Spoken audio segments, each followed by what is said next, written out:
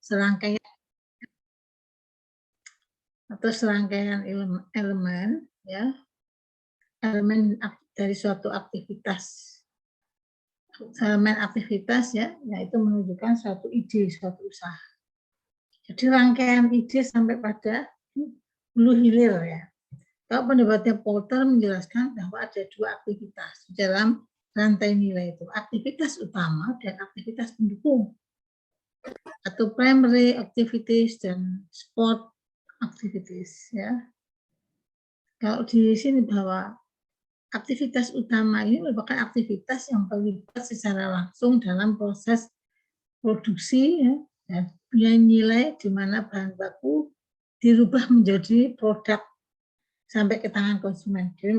Jadi industri ya, perusahaan yang berproses produksi ya, itu aktivitas utamanya itu mulai dari membuat suatu produk, proses produksi sampai ke pasar, sampai ke tangan konsumen, gitu ya.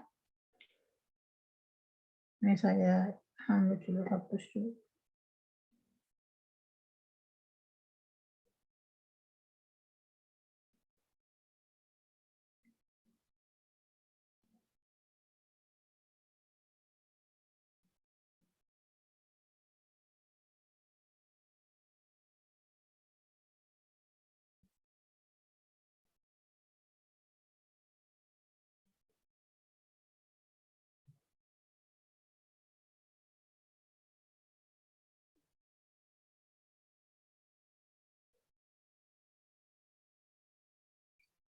Maaf, resiko dan etika bisnis sudah ya?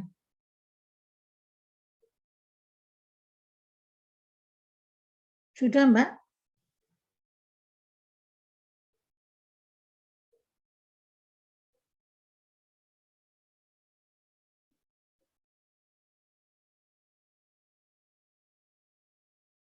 Bisa lanjutkan aja.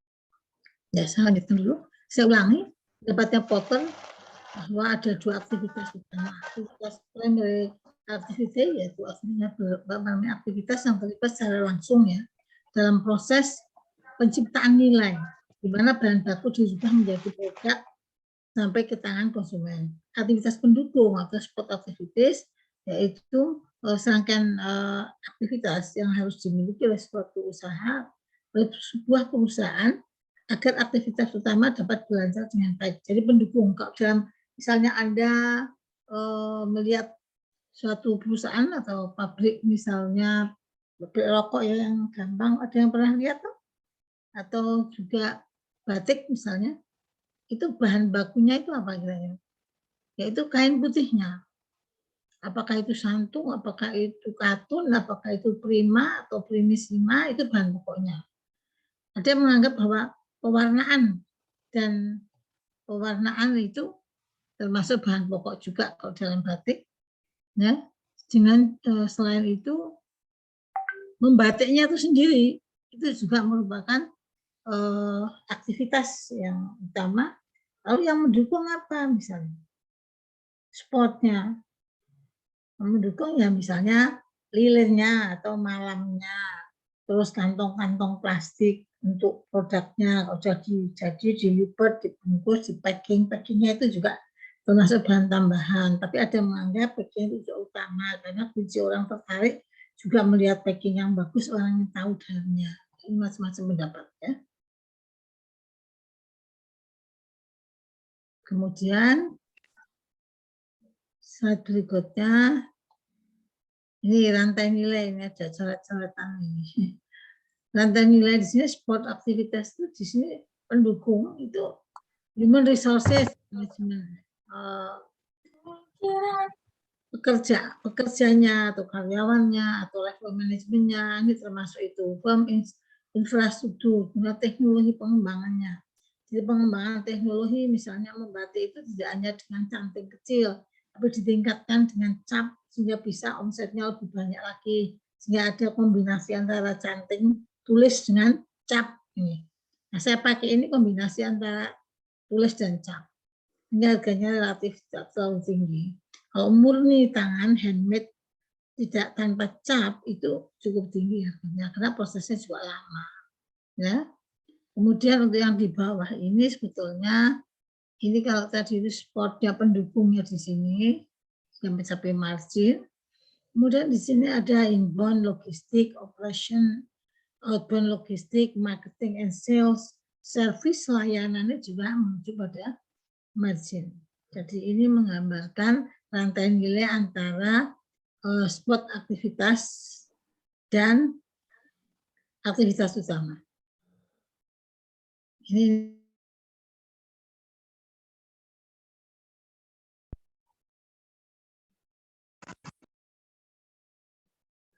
kedua aktivitas ini ya tentunya harus dijelaskan dengan karakter bisnisnya. Pada industri jasa mungkin akan berbeda dengan aktivitas usaha dagang. Aktivitas usaha yang berproses produksi ini berbeda. Kemudian rantai nilai ini mempermudah bagi pelaku usaha untuk menciptakan value atau nilai dari aktivitas-aktivitas fokus yang akan memperkuat nilai tadi. Serta meminimalisir aktivitas yang tidak perlu untuk mengefisienkan dengan strategi bisnis, apakah dia akan lebih mempengaruhi leadership-nya. Nah, kegagalan yang sering terjadi, ya, kegagalan yang sering terjadi khususnya dalam mereka menghabiskan banyak waktu, jadi tidak efisien waktu dan juga tidak efisien dalam menghitung anggaran atau budget untuk melakukan aktivitas yang tidak terlalu mendukung pencapaian nilai tambah dari bisnisnya. Misalnya, sering orang itu melakukan suatu kegiatan yang tidak utama ya. Jadi maksudnya kepentingan sekunder misalnya itu akan juga mengganggu mengakibatkan usahanya itu gagal. Itu aja yang perlu diingat. Ya. Kemudian bisnis model kanvas. Sebuah bisnis model kanvas menjelaskan secara rasional sebuah organisasi dalam menciptakan dan menyampaikan idenya yang diusung dalam menyampaikan aktivitasnya, tujuannya juga termasuk yang diusung dalam ide usahanya itu. Jadi pertama ada awal dari ide dulu kan. Ide itu kemudian berangkat dari kreativitas orang. Bila sesuatu ini bagus nih bisa untuk kita usahakan, kita jadikan produk kita bisniskan misalnya. Baik itu untuk perdagangan maupun industri atau jasa. Nah, ini nggak bisa ini, jadi itu sampai melalui karena ide itu merupakan diawali dari kreativitas orang itu. Mendapatkan ide, kemudian dia gali lebih lanjut, menjadi suatu inovasi yang bisa langsung dikembangkan. Ini namanya invensi, ya. Melalui proses penelitian atau kajian, hasil kajian itu adalah invensi atau hasil riset yang itu bisa dilakukan lebih lanjut sampai pada komersialisasi. Mestinya melalui uji coba produk. Ya. Pada prinsipnya ada 4 komponen di dalam bisnis kanvas. Bisnis kanvas model bisnis kanvas merupakan satu pijakan loh bagi orang yang akan melakukan satu bisnis, satu usaha, ya, akan menjadi seorang wirausahawan. Waktu itu sudah kita diskusikan antara pebisnis dan wirausahaan itu berbeda. Bedanya di mana? Kalau pebisnis itu halal semua ditempuh. Tapi kalau ini beretika, meskipun dengan kompetitif, ya, kompetitifnya positif, sehat lah. Kemudian prinsipnya ada 4 komponen dalam bisnis, apa, segmentasi konsumen. Konsumennya seperti apa ini? Di level atas, menengah, bawah. Kemudian hal-hal yang ditawarkan pada konsumen. Yang mau ditawarkan konsumen itu apa hal yang ditawarkan konsumen? Infrastruktur, kelangsungan keuangan atau financial viability. Keempat komponen tersebut dapat dijabarkan dalam yang disebut dengan business canvas. Nih, maaf ini ada coret-coretannya belum sempat saya hilangkan. Business model canvas, BMC. Ada key partner, ada key activities. Aktivitas utamanya apa? Partner kita yang utama apa? Value proposition, nilai yang ditawarkan apa? Hubungan customer, gimana hubungannya dengan konsumen? Kemudian segmentasi dari customer yang mana, gitu ya. Lalu key resources juga, kemudian channel distribusi. Mau seperti apa distribusinya? Nah, ini adalah cost structure dan revenue stream. Ini komponen-komponen yang ada pada bisnis model canvas ini akan dijelaskan satu persatu. Kita lihat saja.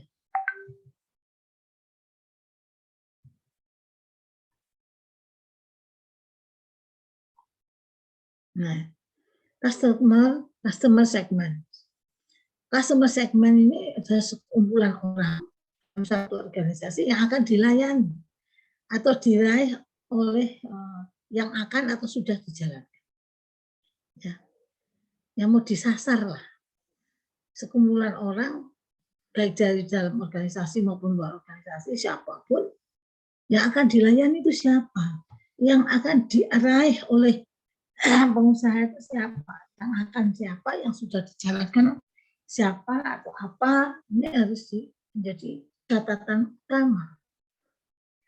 Agar bisa melayani konsumen, maka perlu mengelompokkan konsumen sesuai dengan mengkategorisasikan atau mengelompokkan sesuai dengan atributnya, perilaku daripada konsumen atau kebiasaan konsumen. Levelnya yang mau dilayani itu siapa? Maka perlu diklasifikasi ini. Saya sebutkan tadi, oh ini konsumen level atas, ini level menengah, ini level bawah. Ini punya karakteristik yang berbeda. Kalau yang bawah, dia lebih otomatis nilai atau daya beli yang sekundernya rendah. Dia lebih orientasinya daya belinya yang primer. Kebutuhan hidup, living cost, misalnya. Ya. Kemudian kalau untuk yang menengah itu biasanya middle, dia bisa gaya ke atas sedikit, bisa ke bawah sedikit, misalnya dalam rangka meningkatkan efisiensi, dia melakukan langkah-langkah yang lebih efisien, yang lebih mendekati pada level bawah. Sebetulnya itu. Kemudian yang atas ya biasanya lebih pada bahkan lebih besar sekundernya yang dibutuhkan. Yang utamanya sudah biasa, sudah cukup bahkan berlebih gitu misalnya. Ya. Ini kalau kita lihat di sini. Ini tadi sudah ya. Nah, customer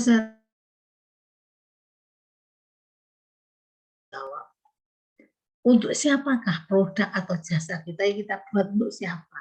Untuk anak balita, misalnya pakaian anak-anak usia balita, untuk pakaian baby, bayi, atau untuk kelas menengah dengan harga yang enggak terlalu tinggi, kombinasi canting dan capel batik. Tapi kalau untuk yang rendah, lebih pada capelnya udah keren, lebih murah, lebih bisa dijangkau, daya belinya cukup.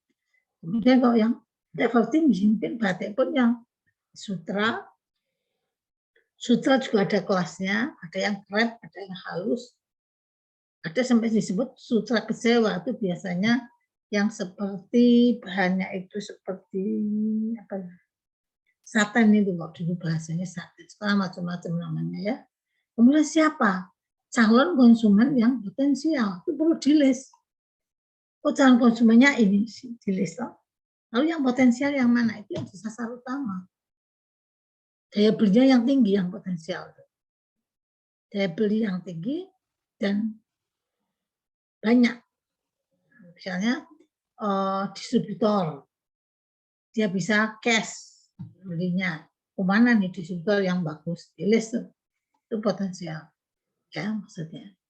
Karena diukur dari apa? Dari gaya belinya.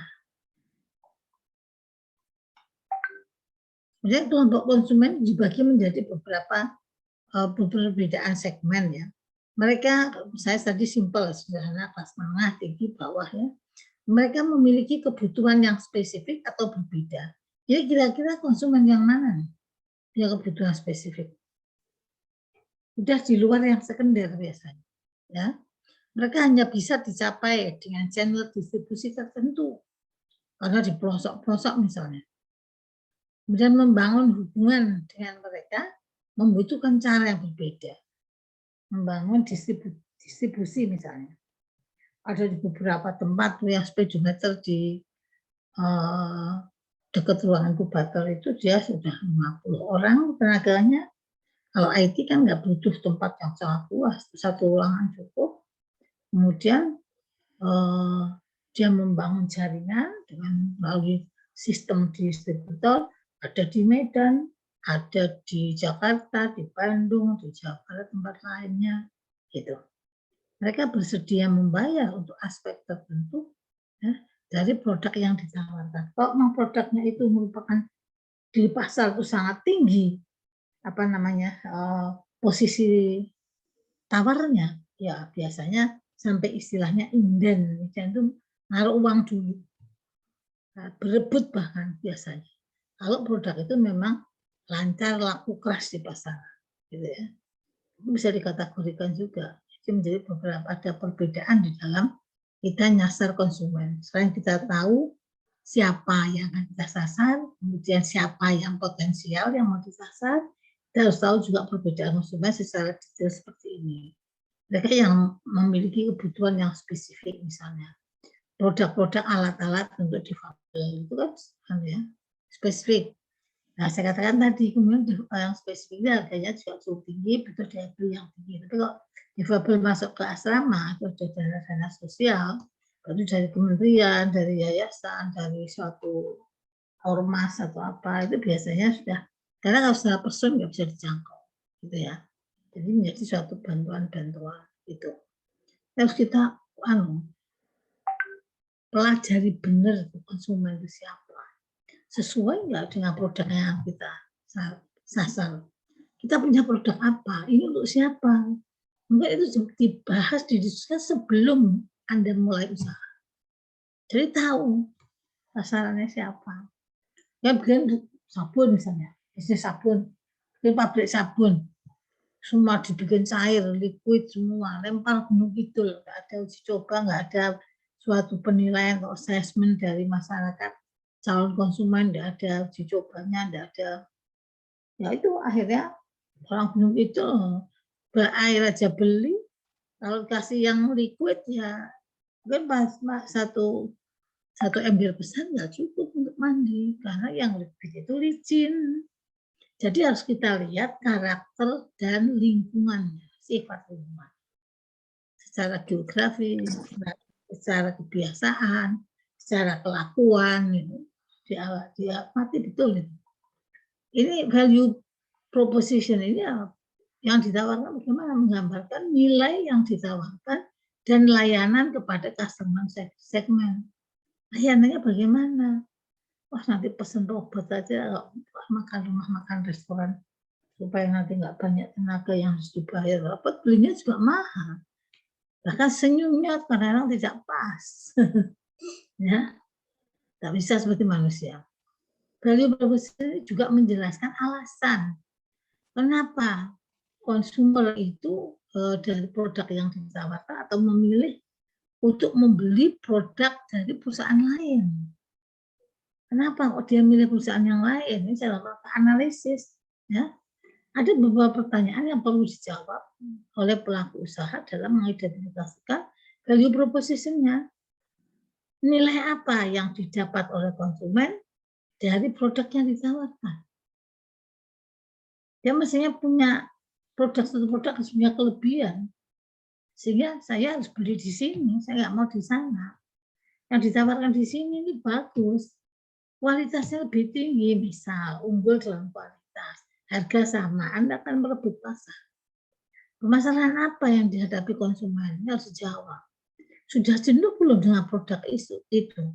Oh, perlu riset market sederhana, sampling, nggak mahal. Oh, perlu ada kelihatannya perbaikan packing misalnya. Kemudian kebutuhan konsumen yang seperti apa yang ingin dipenuhi? Itu harus jelas. Jadi memberikan penawaran, ya, value proposition-nya itu harus jelas. Ini komponen-komponen yang ada di bisnis kanvas, ya, ini sebagai kebijakan. Elemen dari value proposition adalah kebaruannya. Oh, ini sangat aktual, ini kebaruannya dia harus lihat. Performanya bisa performan yang menawarkan usulnya, bisa performan dari produknya, kemudian custom, ya, customization. Jadi kita berdasarkan pesanan, bisa perorangan, bisa per lembaga dan sebagainya, custom. Tidak, maksudnya massal dalam arti luas, ya, mempermudah pekerjaan konsumen. Kalau jelas, kemudian desainnya juga harus itu perlu diperhatikan elemen-elemen ini, termasuk harga, termasuk brandnya, kemudian pengurangan risiko misalnya, mempermudah membeli, kenyamanan dan sebagainya. Dia membeli itu nyaman. Kadang orang pindah karena nggak nyaman tempatnya, misalnya harus tidak sistem yang delivery, dia makan di suatu restoran misalnya, kucingnya banyak, itu nyaman nggak kira-kira? Nggak nyaman kalau saya. Ya, kucing banyak berarti ada ketidakrapian di dalam bekerja rumah makan itu. Karena kucing itu akan apa? Oh, di situ terus tahan lama karena banyak yang dimakan. Dia makan nggak mungkin yang masih ada di meja yang ditutup dan dipanci. Dia makannya berserakan. Berarti rumah makan itu tidak bersih, tidak clean, kotor. Terus nanti aku pernah masuk ke ruang, minta saya mau cuci tangan, mau ke belakang. Saya lihat sudah saya langsung pulang. Saya pulang aja ganti rumah makan lain. Karena tempat cucian itu penting sekali. Kotor. Saya pernah dulu waktu di organisasi sosial, saya pernah mengadakan lomba rumah makan studi karena dia potensi untuk wisata, gitu ya.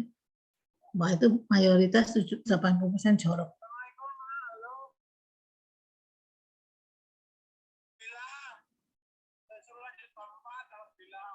Sudah apa? Ya wes, alhamdulillah ya. Syukurlah ya. Salam. Ya.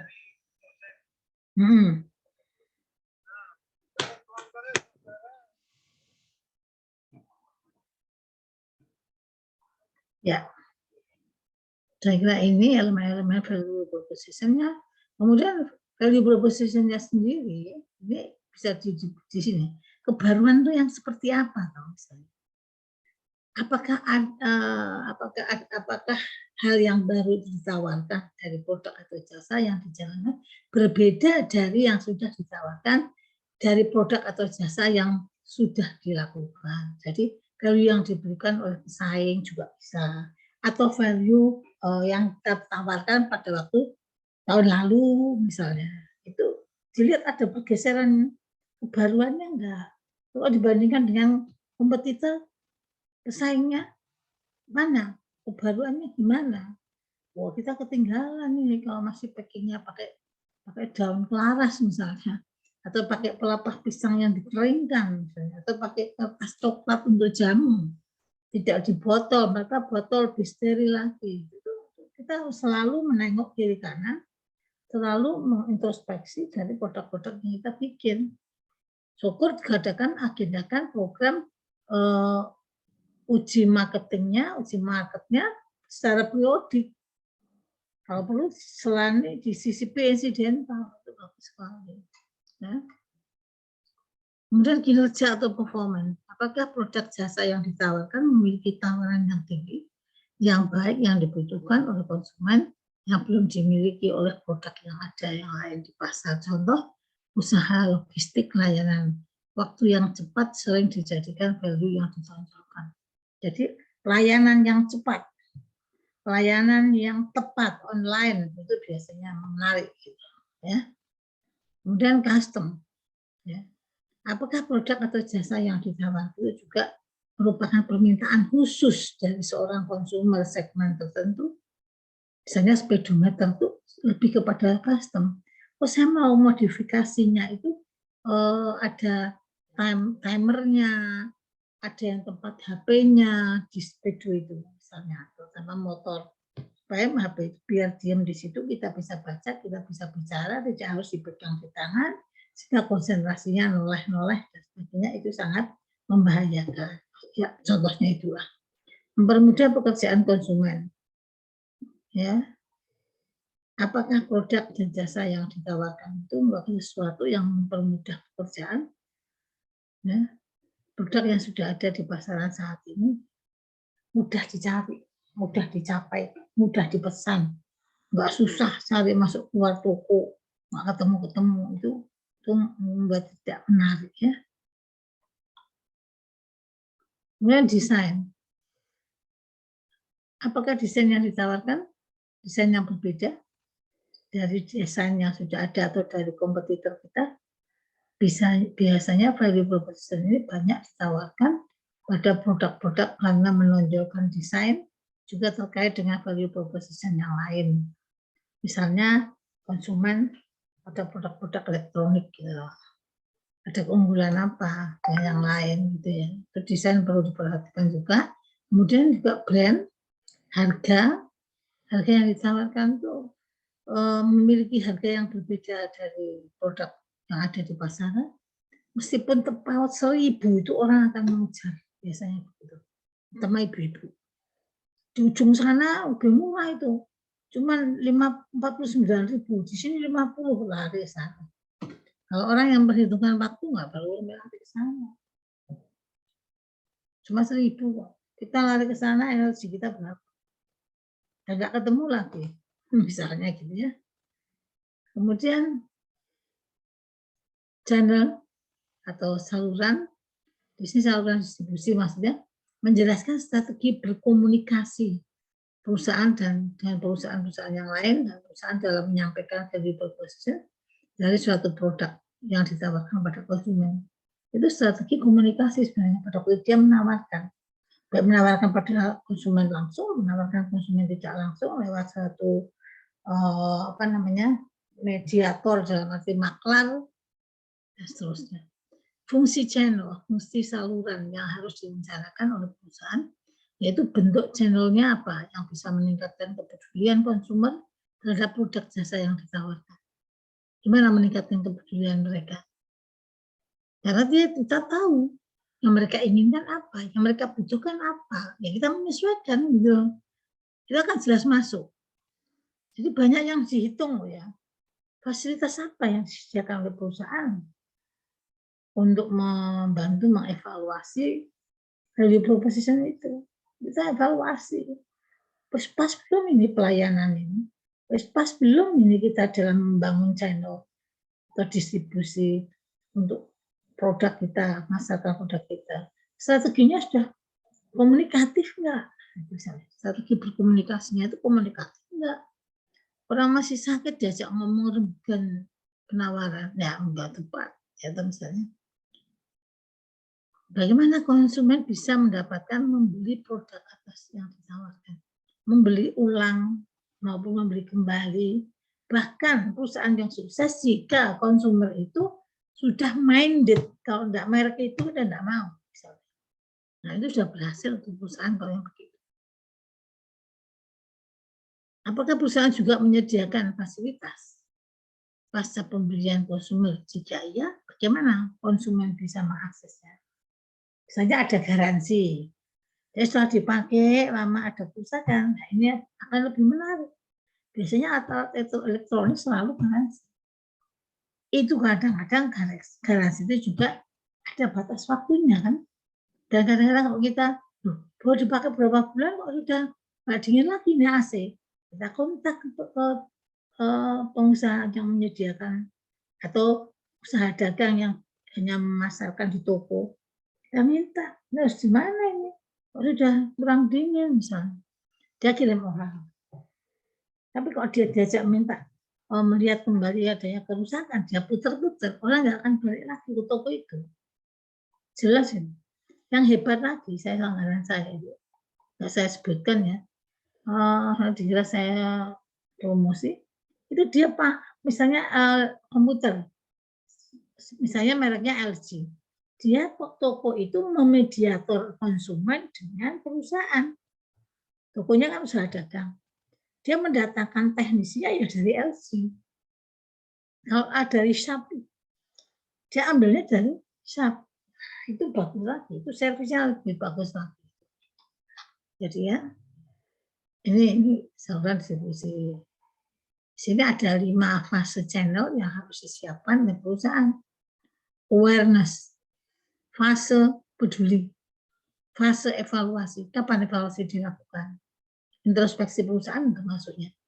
Pembelian, pengantaran, delivery, pasca jual, after sale. Jadi misalnya ada kerusakan, kekurangan nyamanan, itu dengan surat garansi itu akan menjawab. Pilihan channel bisa dilakukan 2 cara. Langsung, yaitu direct channel, seperti penjualan sendiri secara personal, penjualan melalui web, atau punya toko sendiri. Ini langsung. Dan melakukan kemitraan dengan perusahaan lain, indirect channel. Jadi dia mensuplai kebutuhan usaha dagang, misalnya toko, menitipkan produk di toko milik orang lain, misalnya, dan marketplace online. Ini termasuk tidak langsung salurannya.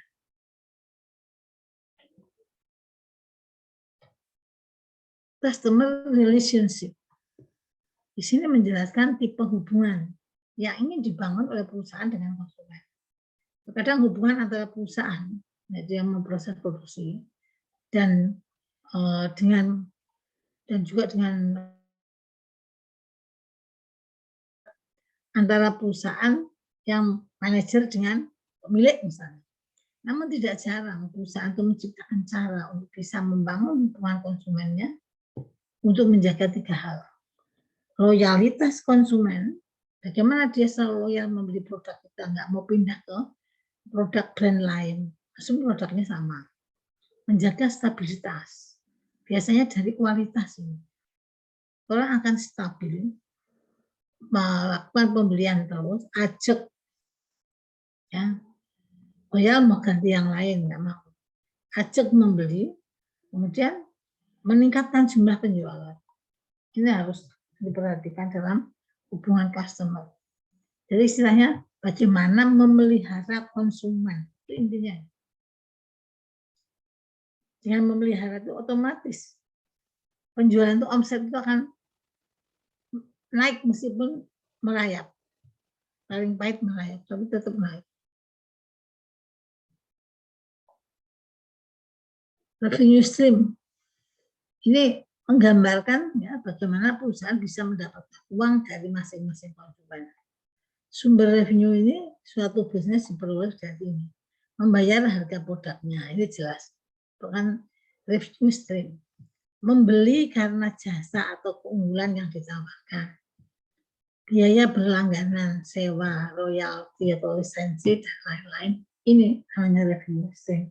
Lisensi itu atau royalti ini, misalnya inkubator bisnis UN ini sekarang saya sebagai Ketua Pusat Studi Inovasi dan terutama inkubator bisnis dan HAKI, saya sekarang menghubungkan startup kami yang sudah kita dampingi, yang mereka sudah dapat dana, ada rata-rata ada berapa yang 1M, dari Ristek dengan 2 atau 3 kegiatan, mereka sekarang sudah eksis, produksinya bahkan omset penjualan sekarang sudah ada yang per bulan 2 miliar. Nah, itu saya hubungkan. Saya bilang, kami dari inkubator tidak akan melakukan diskriminasi. Bagi produk-produk yang punya unggulan, ya, itu lebih baik dipasarkan sendiri. Karena kompetitifnya tidak terlalu genting lah, tidak terlalu kencang. Dia akan lebih eksis karena dia posisinya tawar tinggi, dia di atas kompetitor, jangan dicarikan lisensi.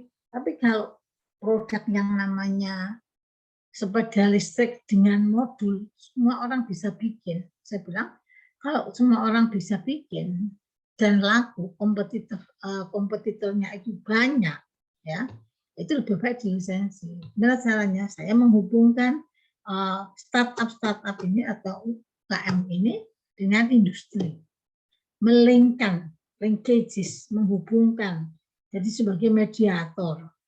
Ini sudah hampir 10 ya, sedang proses deal 75% lah sudah. Itu misalnya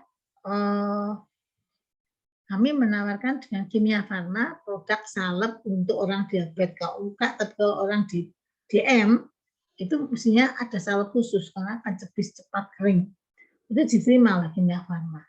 Itu dia tanya, kami bisa menerima per bulan berapa ribu pack, berapa puluh ribu pack. Nah, karena dia counternya Kimia Farma misalnya di Indonesia, seluruh Indonesia ada 1000 counter. Ya, tokonya. Jadi kalau misalnya dikasih 10 aja sudah berapa? Kali 1000. 10 biji aja kali 10.000 berapa? 10.000 ya. Kalau 50 kali 1000 50.000. Kalau nanyanya paling kecil ya 50.000 untuk awal-awal katanya. Kalau jual sendiri kan ya cukup pegel ya kalau segitu. Cuman ya gitu, penciptanya dia dapat berapa persen? 40% atau 50%. Dan pemerintah tidak bisa turut campur. Kecuali itu butuh BUMN. Itu BUMN, ya iya pihak penampungnya, ya itu industrinya, itu Kimia Farma itu BUMN misalnya. Nah, ya BUMN sih bisa swasta, gitu. Nah, dia berapa persen? Tapi mestinya penciptanya dulu, yang punya ide, yang punya produk sama. Itu berapa persen? Oh, biasanya 40-50. Kemudian yang lain-lainnya pihak-pihaknya mediasi berapa persen? Paling 5-10% misalnya. Lalu untuk penjualnya sendiri, pembelinya itu sekian Kimia Farmanya misalnya. Dan itu kemarin saya baru diskusi di Marriott Hotel, melakukan GD dari Dirjen hak kekayaan intelektual, itu juga untuk royalti atau lisensi mereka belum punya pagunya. Jadi ya sudah terserah dari yang bersangkutan, pihak-pihak yang terlibat. Berapa nggak ada rambu-rambu supaya tidak ada yang dirugikan. Kami prinsipnya asal tidak ada yang dirugikan dan mereka mau sama-sama mau ya sudah. Saya bilang ini bisa potensial untuk adanya keadilan, tidak adanya keadilan sosial. Kalau orangnya perusahaannya kebetulan tidak dimediasi seperti inkubator, sebagai mediatornya, tidak ada yang menjembatani, dia terjadi sendiri, dia sudah pusing dengan produk-produknya, ya sudah manut, itu dirugikan dia. Gitu ya. Ini contoh-contohnya begitu kira-kira. Ini ada berapa banyak produk dan bisnis yang Anda bisa dapat dari sapi. Misalnya Anda akan jadi peternak. Sapi ini bagian-bagian mana saja yang bisa dijual. Taringnya bisa dijual nggak? Bisa untuk craft, untuk kerajinan. Punuknya ini bisa dijual nggak? Bisa untuk kerajinan misalnya. Dibikin global atau apa misalnya, itu kan tergantung kreativitas dalam terjemahkan. Ya di sini ini agak berutnya, ya revenue streamnya di sini dari produk dari seekor sapi. Dia misalnya perusahaan ternaknya sapi potong, tidak hanya ayam potong, sapi potong. Yang mau dijual mana? Di sini misalnya dari susunya untuk milk, ya kan? Dagingnya yang tebal-tebalnya untuk steak, untuk cheese, untuk yogurt misalnya. Dan banyak hal di sini contohnya. Contohnya banyak nih. Ya.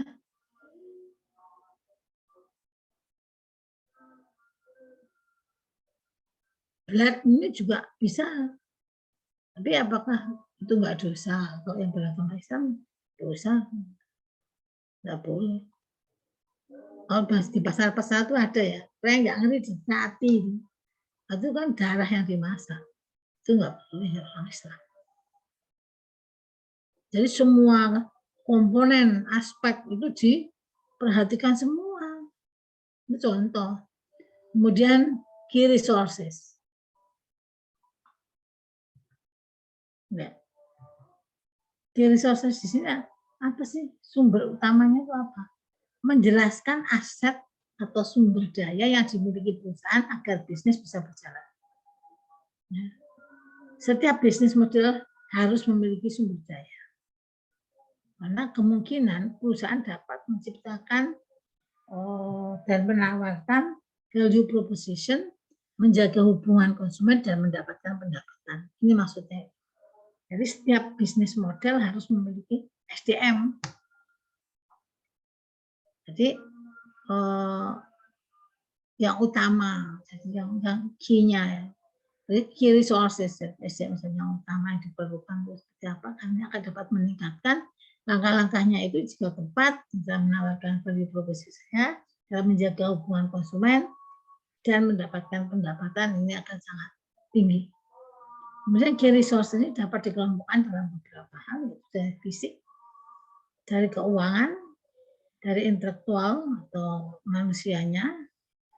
Ini itu. Fisik juga bisa termasuk performance. Ya. Ada kinerja, ada keuangan, kemudian intelektualnya.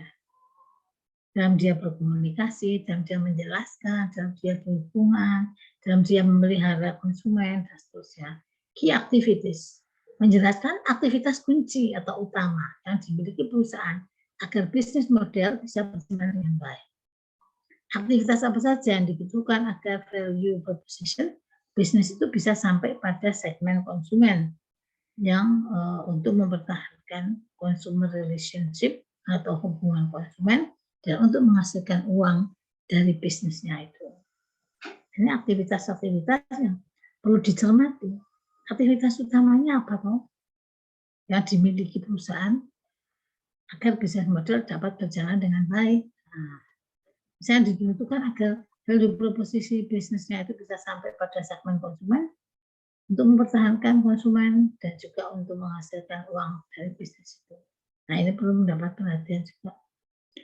Kemudian key partnership, di sini menjelaskan jaringan supplier yang mensuplai dan kemitraan yang mendukung agar bisnis model bisa berjalan.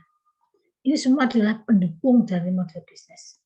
Alasan umum perusahaan membutuhkan partnership ya dalam mengoptimalkan bisnis modelnya dan mengurangi risiko keterbatasan pada sumber daya. Ada 4 model kemitraan yang bisa dilakukan perusahaan. Strategic alliances dengan perusahaan lain ya, yang bukan pesaing, jadi bermitra. Ya. Kalau komponen ini kamu buat, aku buat kerangkanya, itu kan ketemu misalnya, itu akan lebih efisien harga pokoknya dan di pasaran mungkin akan daya saingnya tinggi. Karena dia lebih bagus, harganya sama misalnya. Atau harga lebih bagus, produk kualitasnya lebih bagus, kualitas pesaing di bawahnya. Nah, itu kerjasama atau kemitraan strategis antar pesaing. Bisa dengan di luar pesaing, yang nomor pertama ini, strategic alliance ini, dan bisa juga bermitra, ya, kemitraan strategis dengan antar pesaing. Antar pesaing bisa. Kamu beli mana ini? Kok sama kita? Kalau beli pakai sendiri-sendiri, itu kira-kira kalau di bersamaan lebih efisien mana? Bisa bersamaan kan? Enggak. Karena transportnya mungkin bisa jadi satu mobil box. Kalau sendiri-sendiri nyewanya mobil sendiri-sendiri, biayanya lebih tinggi gitu ya. Kemudian waktunya lebih efisien daripada berangkat sendiri-sendiri, lebih baik utusan satu orang dibayari selesai, lebih efisien. Kemudian joint venture atau membangun bisnis baru bersama. Mau mengembangkan ekspansi perusahaan misalnya. Tadinya kita packingnya beli, kita ekspansi, mengembangkan, membuat suatu usaha khusus tentang packing dan mengajak pesaing kita sama karena produk packingnya sama. Jadi joint venture itu ini membangun bisnis baru bersama mitra. Ya tidak aneh sehingga mitranya juga pesaing. Kemudian hubungan pembeli dan supplier pemasok untuk menjamin ketersediaan bahan baku. Bisa saja loh. Yang namanya nyimpan di gudang bahan baku, misalnya kain putih untuk batik, tembakau untuk rokok, itu bukan menimbun dalam arti politik ekonomi untuk menghancurkan atau meningkatkan harga atau untuk menghancurkan harga sekalian. Kalau ditimbun dan tidak diurus, dia rusak, dijual, di proses produksi menjadi rokok, rokoknya nggak enak, nggak payu, hancur-hancur. Tapi kalau suppliernya untuk menjamin persediaan bahan baku misalnya, niatnya numpuk barang di gudang itu bahan baku misalnya agar tidak putus di dalam proses produksi, yaitu ada aturan mainnya. Kalau tembakau itu harus suhunya sekian gudang itu. Kalau kain putih suhunya berapa? Dia alasnya nggak boleh ditaruh di tegel yang dingin. Jadi ada aturan mainnya secara teknis. Ini yang informasi yang kami sampaikan. Kemudian juga adanya, kita lihat juga cost structure itu apa? Menjelaskan semua biaya yang dikeluarkan dalam mengoperasikan bisnis model. Bisnis kanvas tadi, model kanvas. Menciptakan ya dan menentukan, menganggarkan, memelihara hubungan dengan konsumer dan menghasilkan revenue, hasilkan keuntungan. Cost structure dibagi menjadi dua, fixed cost dan variable cost. Ini harus dikeluarkan ketika mengoperasionalkan bisnis model. Ini biaya tetap dan ini biaya yang bergerak. Ya. Cost structure hanya bisa dijelaskan setelah kita ya menentukan resources. Ya. Cost structure itu kan setelah kita tahu bahwa kita menentukan resources-nya, sumbernya, key resources-nya, key aktivitasnya, atau dan key partnership-nya. Partnership utama kita siapa? Aktivitas kita utamanya apa? Oh, produk A. Kemudian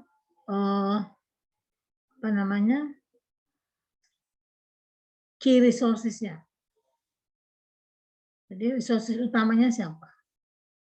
Misalnya bagian produksi siapa, bagian keuangan siapa, mandor siapa, masuk di sini. Ya, saya kira itu.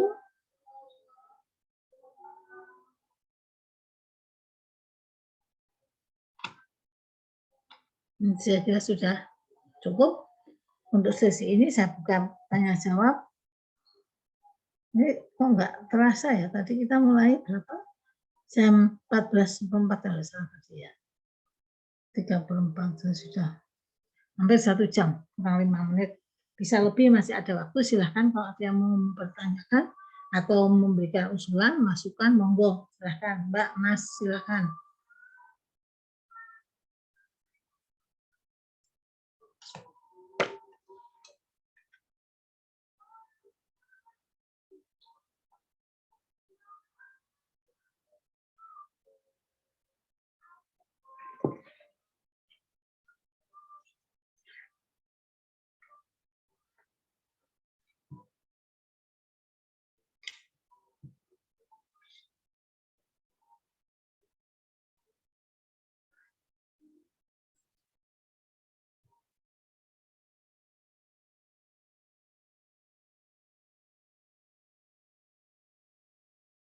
Silakan, ada.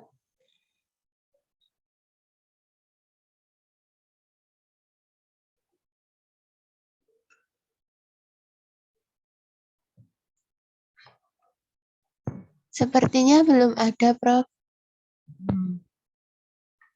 Sini saya kasih lupa. Anda sudah baca materi ini belum? Karena sudah saya kasih, Pak. Ya, Prof, sudah dibagi. Ya kan? Harusnya sudah dibaca sebelum kuliah. Jadi Anda bisa nyambung, ada yang nggak jelas. Tapi sudah saya jelaskan semua. Sekarang sudah merasa jelas pertanyaan saya?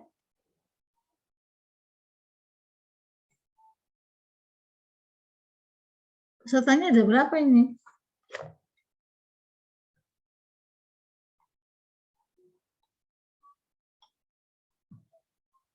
Pesertanya ada berapa Mbak partisipannya?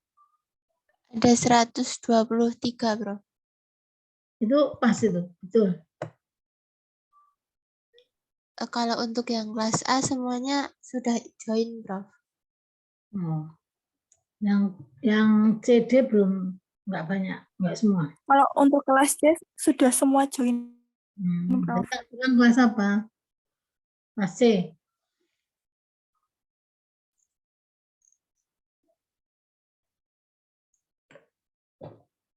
Oh, gini.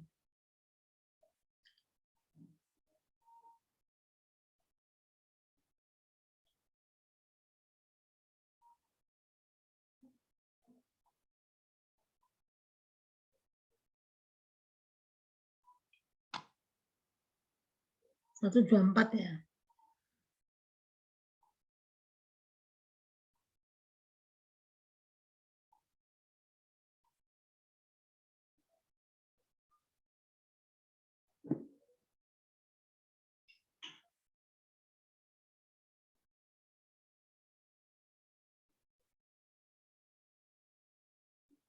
Ya Mbak, silakan.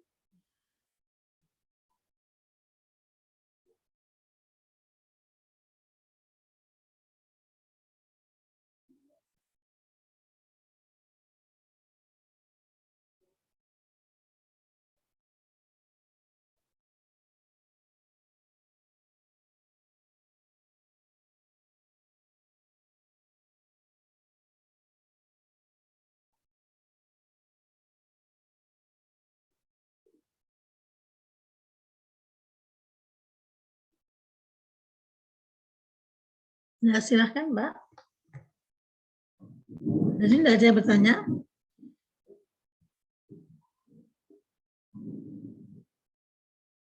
Sudah jelas? Halo? Sepertinya belum ada yang bertanya, Prof. Terus biar mau ditunggu? Gimana?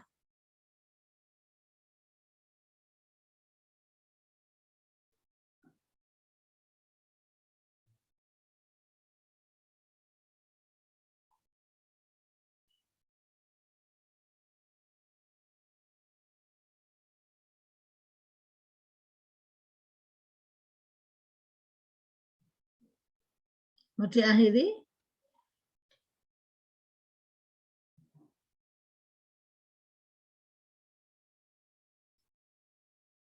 Ya, saya ingin juga lihat.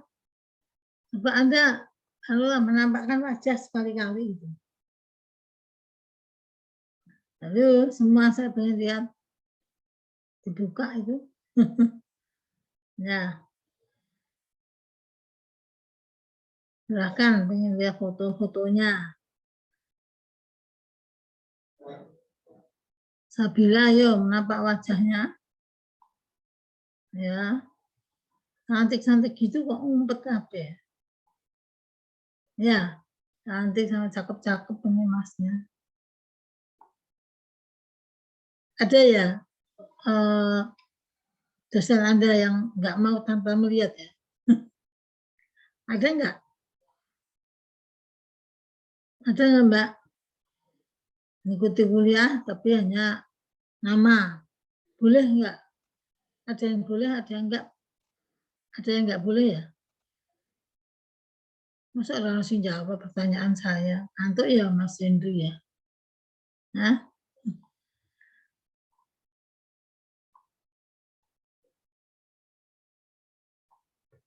SBN ada yang nanya berarti jelas gitu. Ya udah, nanti Anda akan menggunakan bisnis kanvas ya. Jadi mungkin gini, saya waktu itu saya pakai kontak person Mbak Hanifah ya. Mbak Hanifah mana Mbak Hanifah? Di grup ini toh, Mbak Hanifah. Iya, Prof. Ya, mana coba nampak kamu mana? Hadir, Prof.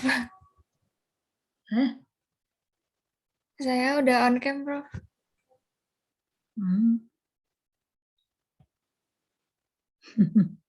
Ya, siap nampak ya? Ya, ini maksud saya, waktu kamu nanya tadi malam saya jawab telepon Anda, yang lain dengar apa kamu sendiri? Tadi pagi yang telepon itu Prof. PJ dari kelas A sama kelas C. Kamu enggak? Iya. Saya yang penting, ini kalau jadwal akhir kuliah itu kan tanggal 27 Mei, kan sudah dekat. Ini kita padatkan. Saya nggak peduli mau 20 kali pertemuan, mau 18 kali, mau 10 kali, bagi saya yang penting materi itu selesai. Gitu ya. Apa mau disampaikan 10 kali, apa 16 kali, soal Quran kan 16 kali. Tapi kalau misalnya nanti belum selesai, ya kita tambah. Karena kan seperti saya dan staf pengajar yang lain itu kan tugasnya memang mengajar, meneliti, pengabdian. Jadi ada 3 macam, tidak hanya mengajar saja. Ada penelitian, ada pengabdian. Ini yang banyak nyita waktu sebetulnya. Jadi kita harus membagi. Kayak ada kurangnya, kadang-kadang harus kita ganti hari lain. Ya ini seninya di situ. Ya. Jadi kalau menurut saya materi ini masih kurang 1 kali pertemuan lagi itu legal drafting. Yang kedua business plan 2 kali dan action plan. Jadi 3 kali lagi. 3 kali lagi pertemuan koordinator, dengar toh?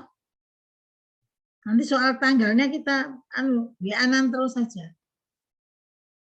Misalnya besok itu misalnya libur Sabtu, kebetulan itu dia, kalau pas harinya nggak Sabtu, dia semua harus datang dia. Kuliah semua ditiadakan. Itu kan fleksibelnya di situ. Banyak urusannya. Ya. Seperti kemarin saya nggak bisa di Marriott memandatkan. Maunya saya mandatkan sih. Tapi ternyata event itu sangat strategis yang diadakan oleh Dirjen Kekayaan Intelektual di Kemenhukam ya itu. Karena saya lobby juga gitu loh. Hanya cuma ngirim orang datang ke Lampung. Tapi saya lobby juga dengan Pak Dirjennya yang datang. Kita juga akan kerjasama. Beliau siap dana dan sebagainya. Kalau nggak dibarengi gitu ngapain aku berangkat? Biar yang lain aja. Nah sana duduk. Dia nyambung nanya, dia nggak nyambung ya diem aja. Gitu ya. Jadi kalau saya mesti lihat event. Saya cenderung memandatkan yang seperti itu supaya mereka juga berpengalaman, punya wawasan, punya pengetahuan tambahan, gitu. Waktu orang-orang manajemen, HQ itu harus tahu, lisensi itu harus ngerti. Karena mereka misalnya yang terutama mau bisnis ya, yang mau bisnis harus tahu legalitasnya gimana caranya, supaya nggak dikejar-kejar. Kalau itu nggak legal, Anda kena pidana. Misalnya itu ada tuh tempat kami ini, bimbingan kami ini. Ada oli bekas jadi oli murni. Wah itu laku keras karena harganya di bawah pasar. Jadi hasilnya besar sekali. Si CEO-nya sama owner-nya maunya bertahan seperti itu. Padahal itu bimbingan itu kamu bertahan yang ilegal, silakan buat pernyataan jika ada apa-apanya, pidana apapun yang terjadi, inkubator tidak bertanggung jawab. Selesai. Itu legalitas. Dalam rangka persiapan legalitas. Dia harus mengurus izinnya. Tapi kalau seperti itu agak mafia ya, karena izinnya itu nggak mungkin kurang dari 1 miliar. Karena itu kan kebutuhan produk kebutuhan pabrik ya. Itu riskan juga, kalau nggak legalitasnya ada. Misalnya gitu. Contoh aja. Contoh itu kan bisa real, bisa simulasi. Ya. Jadi 3 kali kuliah lagi. Nanti ada tugas 2. Karena kemarin tugas presentasi Anda itu kan nggak merata dan grup ya. Nanti mungkin untuk bisnis kanvas. Anda bikin dari ide yang pernah dipresentasikan, boleh. Ganti baru juga boleh. Itu bisnis kanvas itu grup, tugas grup. Karena itu butuh diskusi bagi orang yang baru ngerti. Kemudian business plan atau action plan, business plan plus action plan itu individu. Nah, itu bisa digunakan untuk mengajukan proposal meraih peluang di baret 3 misalnya banyak itu dari Dignas yang ada PMB, ada PKM, 5 juta ada, 10 juta ada, satu kelompok latihan bisnis, latihan usaha. Ya, nanti didampingi sama dosen, harus ada pendampingnya. Nah, ini nanti bisa dilanjutkan maksud saya tugas akhir nih. Nah, itu sebagai ujian akhirnya. Nanti bisnis kampus saya anggap sebagai mid dan ini sebagai ujian akhir. Untuk UAS, ujian akhir semester. Untuk yang business plan dan action plan. Sedangkan yang untuk bisnis kanvas sebagai mid-nya. Ujian tengah semester, dan itu kelompok. Catat ya, jangan banyak pertanyaan. Dan saya nggak mau pertanyaan untuk individu datangnya. Waktu saya nggak ada. Lewat koordinator kalau masih belum stres. Ya. Nanti kalau koordinatornya kurang nangkep, ya risiko yang milih. Ya. Saya kira itu aja, kalau tidak ada yang ditanyakan, nanti itu bahan diskusi. Ya, tugasnya dikumpul per grup ya, Mbak koordinator ini masing-masing kelas. Tapi kita masih ketemu insya Allah 3 kali lagi. Kalau Anda merasa kurang, Bu dibuka Bu 1 kali lagi Bu untuk diskusi, tanya jawab. Silakan, saya siap. Ya. Saya kira itu. Semoga manfaat bagi Anda, bagi saya. Terima kasih. Assalamualaikum warahmatullahi wabarakatuh. Waalaikumsalam. Waalaikumsalam. Waalaikumsalam Terima kasih, Bu. Terima kasih, Prof. Terima kasih, Bu.